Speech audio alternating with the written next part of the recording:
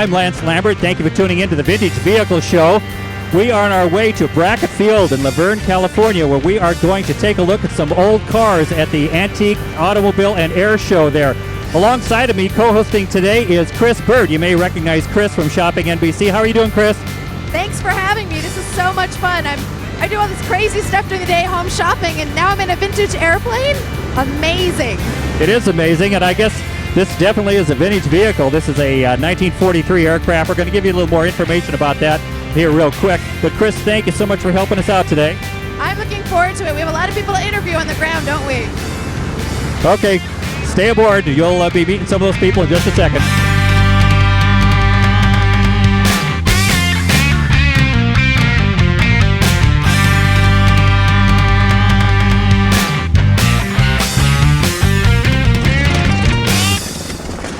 Chris, that was incredible. Wasn't that great? Amazing. I had so much fun. You know, I think the car show is just an excuse for us to go up in the airplane. I don't know about you. I think so. I'm like, that's the whole reason we're here, isn't it? Yes. Yeah. And Gene? Here, come on out, Gene. You're on. Here we go. Yeah. Gene, thank you very much. Gene is the owner of this aircraft. Can you tell us a little bit about what we just went up in? Well, this is a 1943 Beechcraft known as a Staggerwing Beech. It's a model D17S, built in 1943. It was an Army model. It wasn't a military. And I bought it in 1972, flew it through 91, and then tore it down, restored it for about 10 years. It used to be red. And I got tired of all the red vehicles I had, so I changed it to yellow. And that's basically it. We've got about 50 hours on it since it's been rebuilt. Well, I have a 58 Rambler with a Corvette running gear in it, and I have a 78 Corvette. I'll trade you straight across for those. You got a deal. Cool. I'm no longer involved with cars. I'm a pilot now. Maybe I can sell you this one and take your Corvair and trade. Yeah, okay. Only $350,000 and you can own it. Yeah, well, both my cars put together, they're worth that, yeah. Okay. Yeah. Here we go. Chris, shall we go talk to some people with some nice cars? Sounds good to me. Let's go. All right, let's go. He's waiting for us.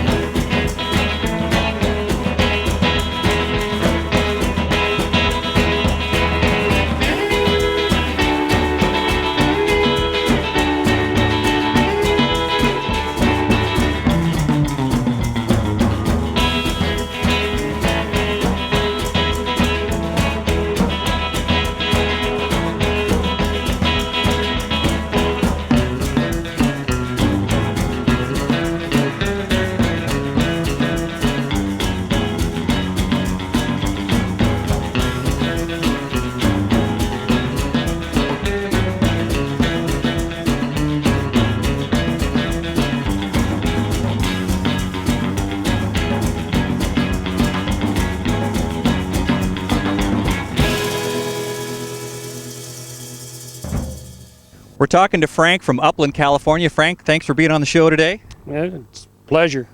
You have a beautiful 55 Chev here. Tell us a little bit about it. I'm a third owner. One man owned it for 33 years, another one owned it for 13, and I've had it about 2. And the running gear in it? It's got a 383 stroker motor, 350 turbo, and a 9-inch Ford disc brake Lincoln Zephyr rear end. The future of the car, you just using it to drive, or you have lots of shows in the future for it? This is just one. I've got like 8, but this is more of my daily driver. If I had to have one that I drove the most, it's this one. And you have 8 airplanes here, too? No, I don't have any airplanes. 7 other cars. Yeah. I don't think you can combine the 2 hobbies. No. Yeah. No. It's one or the other. I don't know anything about planes. The California car show scene, it seems like there's just show after show after show. Is it pretty much year-round? Yeah, about every weekend we have something. I belong to a club called Inland Valley Street Rods, and we have a show almost every week to go to. That's great. Well, up north we have several months where we have our cars under a blanket in the garage. Yeah, I can understand that. Okay, Frank, well, thanks for taking the time to talk to us. Okay. Appreciate it. All right, we are here with Rick and Lynn in front of their 1937 Ford. I got that right, didn't I? You did, yes. So tell us a little bit about your Ford. It's one of the last cars Don Thalen did from Buffalo Motor Coach prior to his death with Pete Chaporis. It's got 2 inches taken out of the back, 1 inch taken out of the front, 39 fenders in the back end. It's a completely custom 37, lowered to the ground. Nitrous injected 327, 400 turbo hydro, and going into a 9-inch rear end with 370 gears. Very nice. Now, how long have you had your vehicle? About 5 years. But this is not your first, nor is it your only vehicle. So tell us a little bit about that. No, it's not our first. We've had probably 8 Corvettes and a number of street rods. I just purchased a 67 Nova with a 383. And that's for you, isn't it? Yeah. We just got rid of a 56 Chevy. Lots of them. Okay, and I heard someone was into hot rods, and it's not Rick. So, Lynn, it's time for you to speak up. I know you're here for moral support, but Racing. Yeah, I've always been in hot rods, even as a teenager. So they used to have boyfriends that'd be in their garage helping them work on their cars. Scandalous. We're gonna get into a fight. But how often do you show your vehicles? Every opportunity we get. And we drive it. Every Saturday morning vehicle. I look in the paper for where we can go. So That's great. Yeah. And I hear your kids are not so into it. Now, my daughter thinks it looks like an overgrown Volkswagen Bug. Thank you so much, right? hates them. Yeah, my son, if he could afford it, he'd probably have one. He should be out here with you.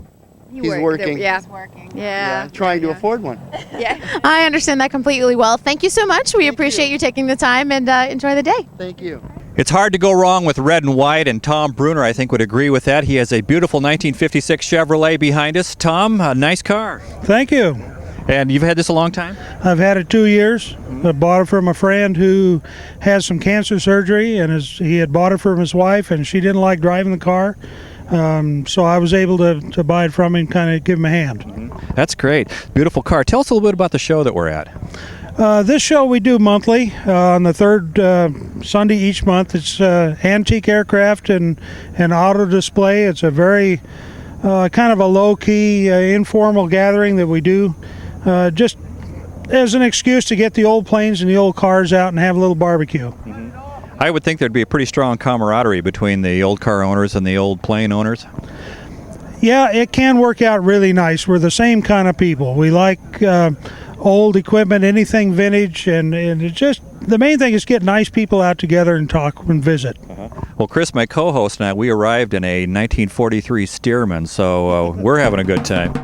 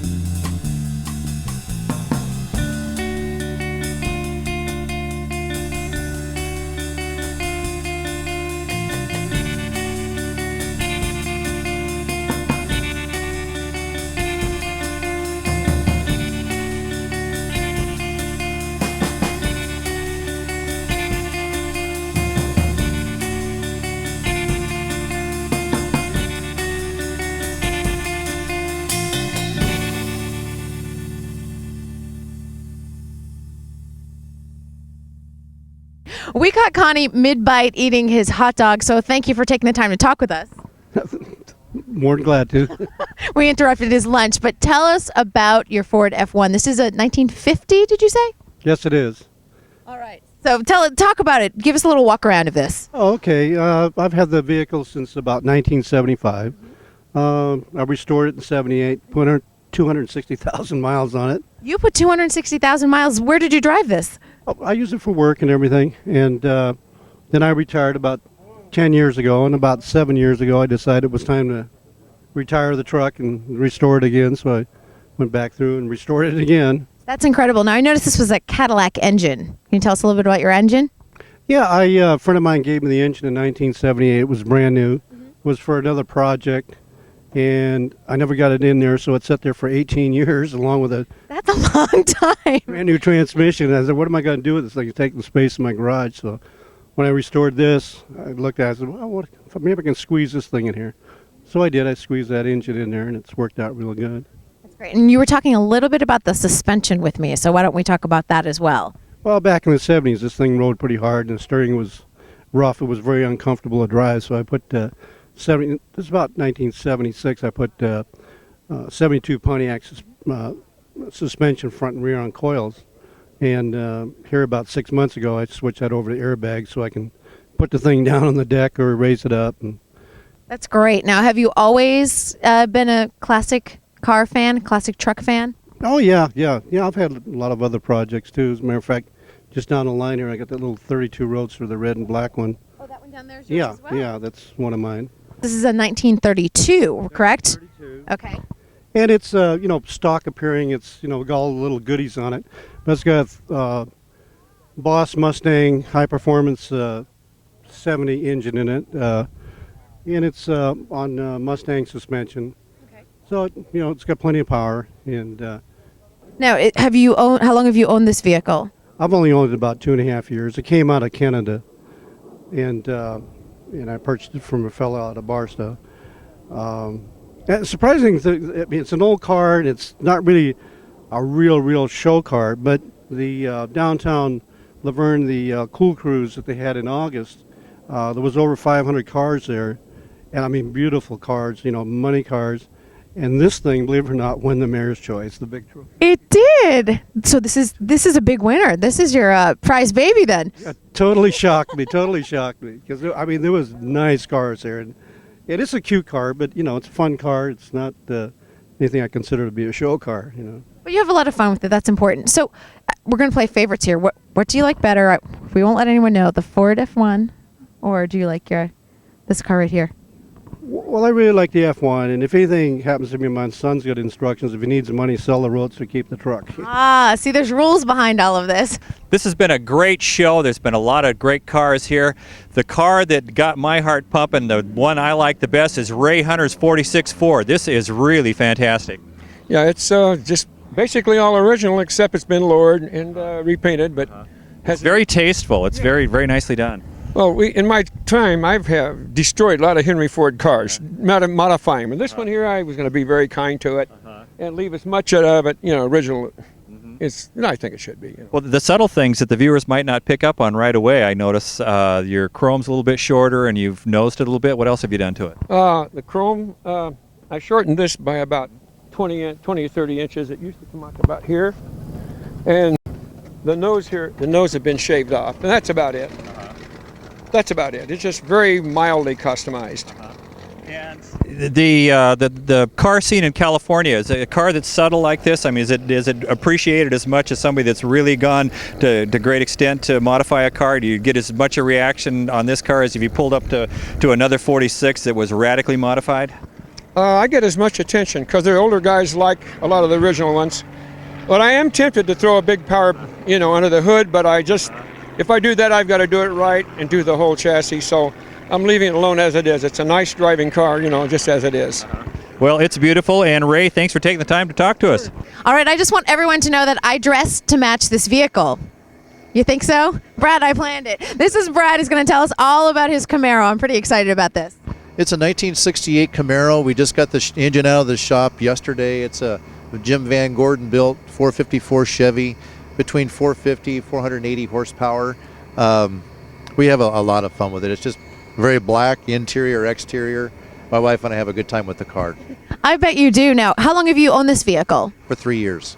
So it's been a long process in restoring it. I know you just were talking about the engine that was finished yesterday, correct? Yes.